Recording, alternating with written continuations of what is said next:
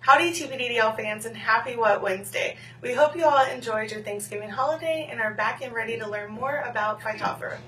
In the fourth and final part of our Plant Destroyer series, we answer the question, what can be done to manage Phytophthora? And if you haven't been following the series, you can watch the trailer, parts 1 through 3, by using the links provided in the post. Enjoy!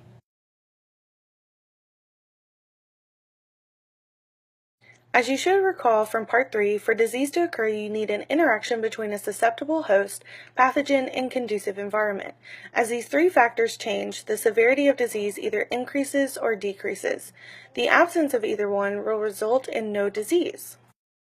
The control of Phytophthora diseases almost always requires an integrated approach, and the control recommendations, of course, depend on the plant species that is infected.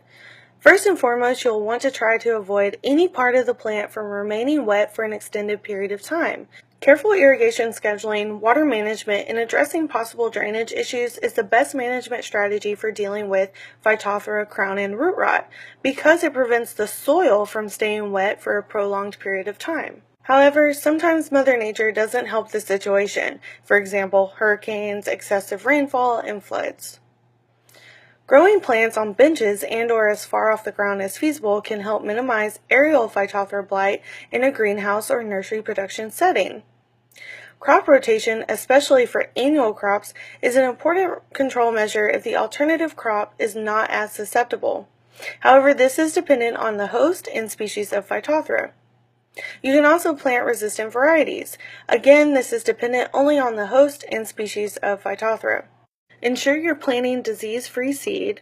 Maintain good sanitation practices, including but not limited to weed control, washing tools and machinery after working with infested material, and removing diseased and rotting plant material. Chemical control methods are not a cure-all for Phytophthora and actually work best preventatively. Fungicides such as Subdue Max, Alient, Elude, Phosphite, or Segway can be applied by commercial landscapers. These will not overcome a site-specific soil problem resulting from excessive soil moisture or irrigation scheduling that causes prolonged soil saturation.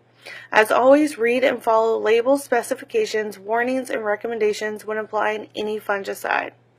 Let's recap what you should have learned over the course of this 4-video series. Phytophthora literally means plant destroyer. It is a soil-borne pathogen that is categorized as an oomycete and not a fungus. Phytophthora zoospores swim in water films on leaf surfaces, in soil water either from flowing irrigation water or rainfall runoff, in hydroponic media, and in natural bodies of water. Many species of Phytophthora have caused and can cause economic, political, and social strife. It has been mistaken as other pathogens, abiotic agents, a result of bad weather, pollution, punishment from God, or just bad luck. Phytophthora causes crown and root rots, damping off in seedlings, aerial blights, stem dieback, and bud and fruit rots. In short, no plant part is safe. The control of Phytophthora diseases almost always requires an integrated approach, but managing water is most important. I hope y'all learned as much as I did over the course of this series. I know I did. Catch us next Wednesday for our new topic. See you then. Bye.